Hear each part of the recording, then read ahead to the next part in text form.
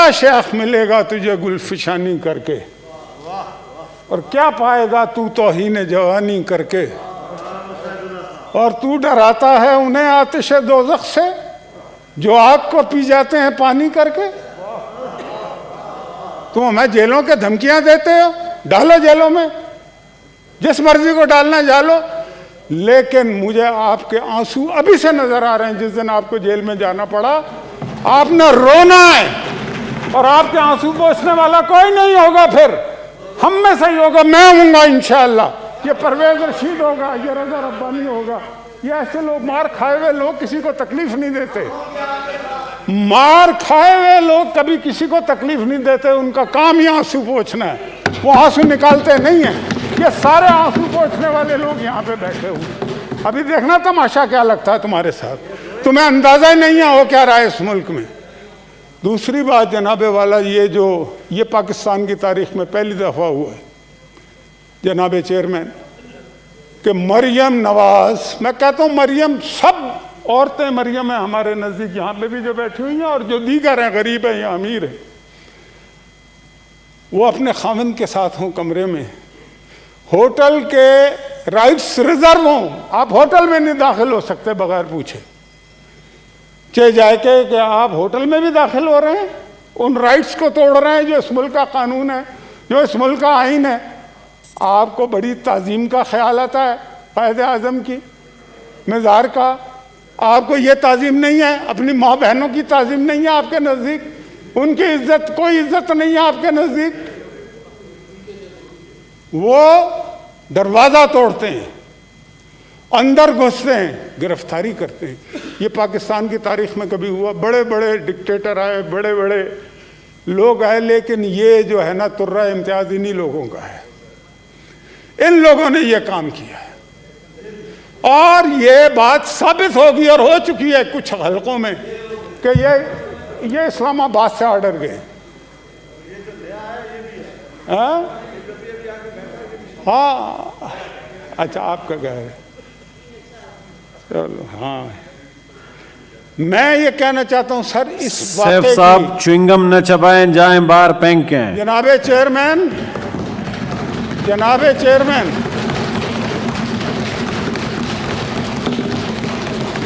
इस वाक़े की जितनी भी मजम्मत की जाए और इस पर जितना बड़ा एक्शन लिया जाए वो होना चाहिए।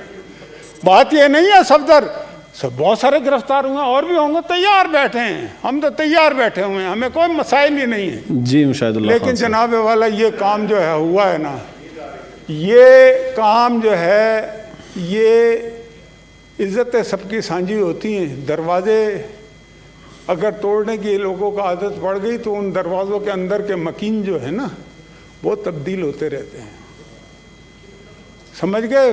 दरवाजे न तोड़ें, लोगों के घरों के, लोगों की प्राइवेसियों को इस तरह से ख़त्म न करें। ये पाकिस्तान की तारीख़ में कभी हुआ नहीं है, ये बड़ा तकलीफ़ दे है हमारे लिए और हम ये बात नहीं भुला सकते कभी। फिर 18th अमेंडमेंट हो चुकी है ना मेरे चेयरमैन। आप जनाब आईजी से बड़ा कौन, 22 ग्रेड का जो लॉ इन्फोर्समेंट एजेंसी का सबसे बड़ा ओहदेदार तो आईजी होता है ना, आईजी को आप अगवा कर लेते हैं। आईजी के अगवा का मुकदमा अभी तक नहीं बना और कैप्टन सफदर का खिलाफ मुकदमा बन गया। ये है मसला भाई। बात ये है कि आईजी ने तो कहा है ना मुझे अगवा किया है, और मैं आपको एक और बात बताऊं, उन्हें, उनके साथ जिसने भी जो कुछ किया होगा वो आ जाएगा इन्वेस्टिगेशन में, लेकिन 22 ग्रेड का कोई बंदा नहीं होगा जिसने उनके साथ ये हरकत की आईजी के साथ। और जब छोटे ग्रेड के लोग बड़े ग्रेड के लोगों को अगवा करना शुरू कर दें, गिरफ्तार करना शुरू कर दें, तो ये बगावत के ज़ुमरे में आता है जनाबे वाला। ये म्यूटनी है अगर मैं इसको सही समझाऊँ, और इसका कौन जिम्मेदार है। और आप तो कहते थे आप एक पेज पे हैं, बड़े फ़ख्र से कहते थे, रोज़ाना राग अलापते थे। मैं आपसे कहता था कि मत ये कहा करो, इसलिए कि जब आप ये कहते हैं ना हम एक पेज पे हैं, तो फिर आप अपनी कमज़ोरी को जाहिर करते हैं। फिर हमें लगता है कि आपकी टांगे जो है ना वो रेत की टांगे। जी मुशाहिद साहब 12 मिनट हो गए। मैं कर रहा हूँ जी, थोड़ा सा टाइम तो दे दे। मैं 12 मिनट हो गए, मेहरबानी। बाकी भी साथी सारे बाकियों को भी कराएंगे। मैं थोड़ा जल्दी खत्म करूंगा, थोड़ा सा दे दे, थोड़ा सा। मैं ये कहता हूं कि ये अपनी टांगों पे ही नहीं है। मुझे एक बात आप बताइए जनाबे चेयरमैन, के आर्मी चीफ जिसके भी कहने पे किया, खुद से किया, बिलावल भुट्टो जरदारी के कहने पे किया, एक इन्वेस्टिगेशन हो रही है ना, और कौन बंदा इन्वेस्टिगेशन कर रहा है? जो इनके एक पेज पे, मेरा ख्याल है ये मोहसिन अजीज साहब प्लीज जी, ये वो इनके पेज पे है बार बार। मतलब कि वो कहते हैं अगर वो पेज पे है तो अगले दिन वज़रा जो है सिंध पुलिस के खिलाफ बयानात कैसे दे रहे हैं? अभी तो इन्वेस्टिगेशन ही नहीं हुई। ठीक है, आप किस तरीके से, एक वजीर नहीं, पता नहीं कितने वज़रा ने कि जी ये सिंध हुकूमत ने खुद कराया, ये बिलावल ने खुद कराया, ये इस्तीफे जो हैं ये सिंध हुकूमत का। भाई उसकी इन्वेस्टिगेशन वो शख्स करा रहा है जिसको आप कहते हैं वो एक पेज पे है, तो इसका मतलब है वो पेज फट चुका है ना। अगर वो पेज पे आप एक होते, वो पेज फटा ना होता जगह जगह से, तो आप अगले दिन उस के खिलाफ जिसके लिए आप कहते हैं कि हम एक पेज पे हैं, वो एक तहकीकात कर रहा है, आप उस तहकीकात का मजाक उड़ा रहे हैं। ये कौन सा तरीका है जनाबे चेयरमैन?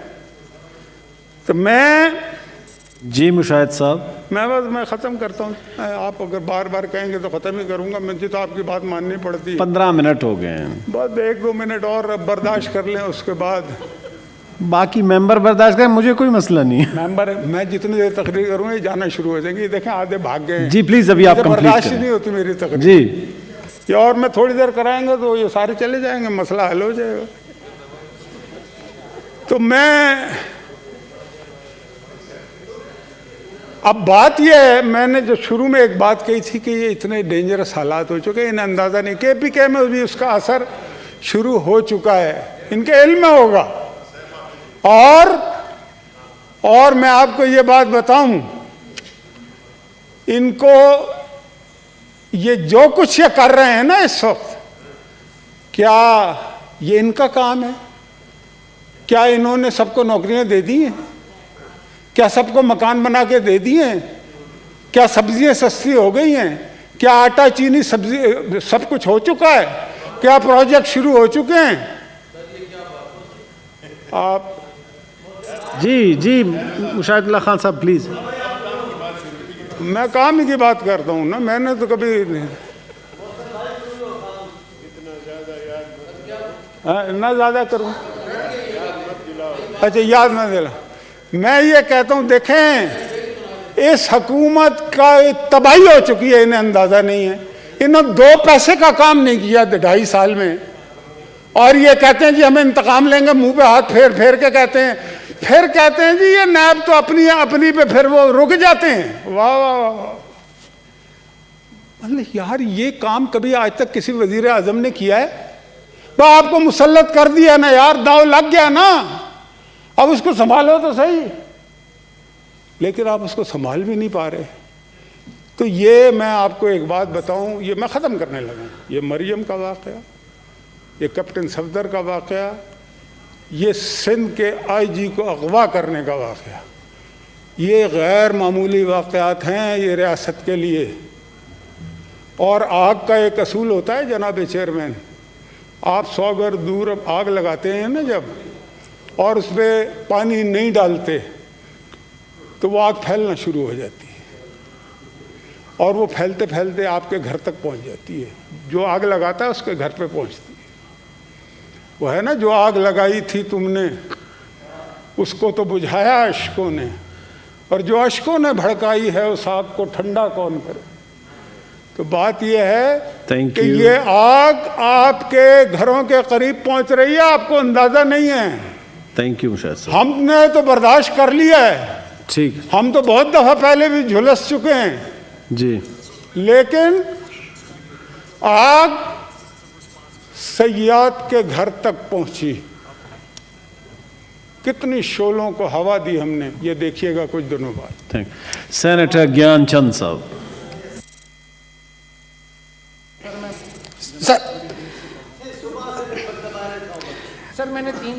सर मैं पहले भी बात करना चाह रहा था जब वो फोर्स कन्वर्जन और माइनॉरिटीज़ के बिल जमा